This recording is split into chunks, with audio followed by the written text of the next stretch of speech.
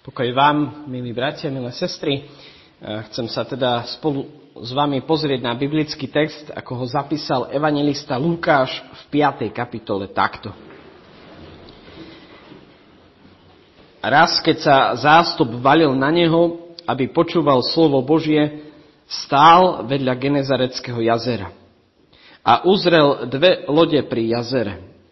Rybári už vystúpili z nich a prali siete.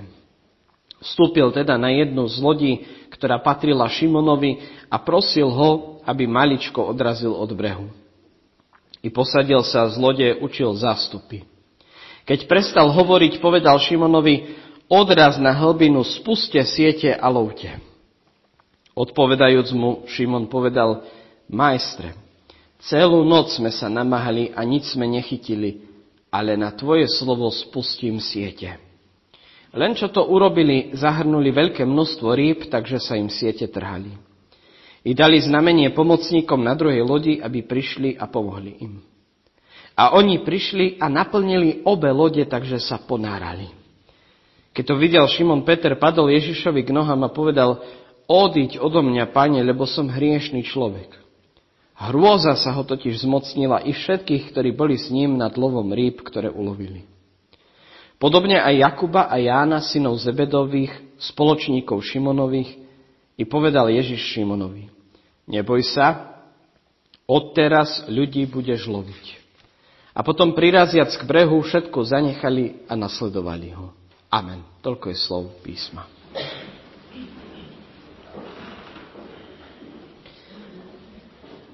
Milí bratia, milé sestry, ako sa cítite? Ako vnímate, keď vám niekto hovorí do vašej práce?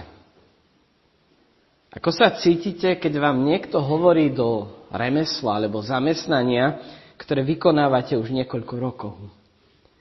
Ako sa cítite, ak vás kritizuje niekto, kto nemá vôbec prax s prácou, ktorú robíte vy?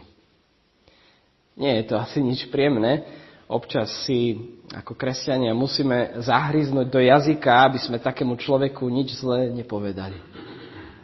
A teraz si predstavte, ako ten Pán Ježiš príde za skúsenými rybármi, ktorí teda boli skúsení vo svojom povolaní, zrejme ho vykonávali už veľké množstvo rokov, možno niektorí od detstva, a príde za nimi a dá im nevyžiadanú radu.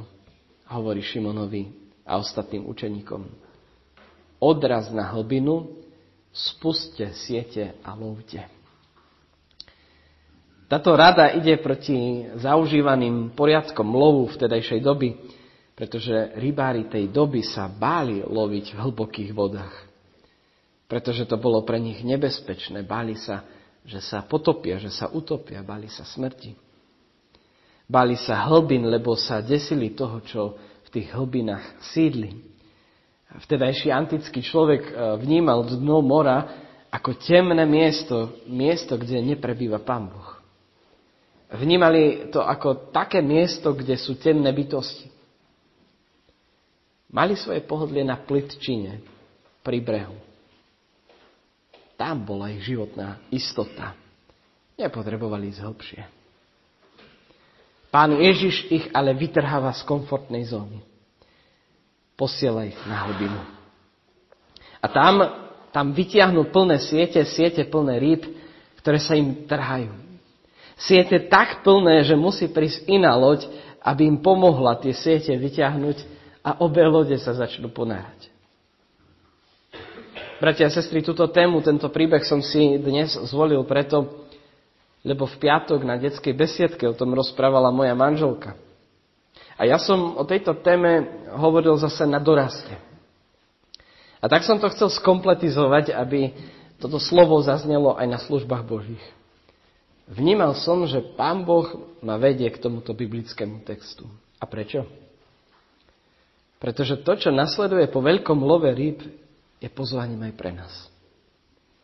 Pán Ježiš sa otočí k svojim učeníkom, teda svojim budúcim učeníkom, a povie im: poďte za mnou. Toto zanechajte. Ja mám moc. Ja vám ukážem väčšie veci. Nechajte siete, nasledujte ma ja z vás urobím rybárov ľudí. A oni zanechali siete, ako prví učeníci išli za ním. Možno tam stalo ešte veľké množstvo iných ľudí, ďalších ľudí, ktorí sa na ten celý výjav dívali, ale len tých zopár šlo za Pánom Ježišom a nasledovalo ho. Božie slovo hovorí, že mnoho je povolaných, ale málo je vyvolených. Mnohých Pán Ježiš pozýva, mnohých Pán Ježiš osloví, ale len zopár ide skutočne za ním. Nedávno som čítal takú úžasnú myšlienku, že aj v cirkvi je mnoho Ježišových obdivovateľov, ale málo nasledovateľov. Veľa ľudí s Ježišom súhlasí, pritaká mu. Len si vezmime, koľkých ľudí oslovuje vianočný príbeh, aký plný je tento kostol, keď sú Vianoce. Koľkí ľudia súhlasia s jeho myšlienkami, slovami a skutkami.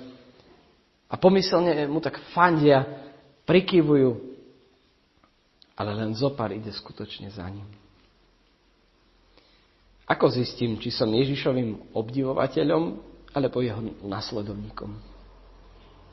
Som jeho nasledovníkom, ak má to, čo si stojí. Ak má viera, čo si stojí. Som jeho nasledovníkom, ak má to stojí nejakú obeť.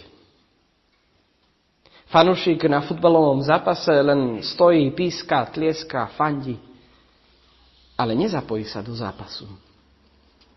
Kdežto hráč si stúpi na trávnik a zápasí na ihrisku za víťazstvo svojho týmu. A takto si možno predstaviť aj kresťanov, obdivovateľov a kresťanov nasledovníkov. Tí, čo nasledujú, sú na ihrisku, snažia sa, zápasia za svoj tím, bojujú za Božie kráľovstvo, bojujú za cirkev. A Pán Ježiš potrebuje nasledovníkov. Nie obdivovateľov, nie fanúšikov, ale nasledovníkov. A dnes nás Pán Ježiš pozýva, dnes nás vyzýva, aby sme sa stali jeho nasledovníkmi, aby sme šli za ním, aj keď nás to niečo stojí, aj keď nás to stojí naše pohodlie, aj keď nás to stojí náš čas, energiu a podobne. Vrátil by som sa však ešte k loveniu rýb. V tom, že im Pán Ježiš povedal, aby vyrazili na hlbinu, vidím čosi prorocké, čosi hlbšie, než len nejakú rybárskú radu. Nasledovník Pána Ježiša ide totiž do hĺbky. Obdivovateľ ostáva na plitčine, je vo svojej viere plitky. Do hĺbky ide ten, ktorý slovo Božie študuje, ktorý ho počúva, poznáva, modlí sa z úprimného srdca, ktorý dôveruje Kristovi, ide za ním porady. A napokon Ježiš povie, urobím vás rybármi ľudí. Chce, aby sme ako nasledovníci získavali ďalších nasledovníkov. A môžeme to robiť spôsobom, že budeme podporovať misiu, budeme podporovať naše besiedky, dorasty, stretnutia, služby Božie, ale aj tým spôsobom, že sami vydáme dobrý príklad. My ľudia sa radi prispôsobujeme väčšine, s ktorou prebývame. Ak sú ľudia okolo nás klamári, aj my sa časom staneme klamármi. Ak sme s ľuďmi, ktorí ohovárajú, sami začneme s nimi ohovárať.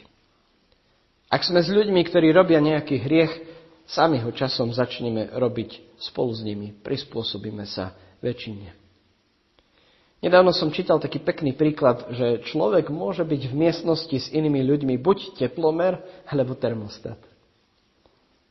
Teplomer sa iba naladí na teplotu vo vnútri.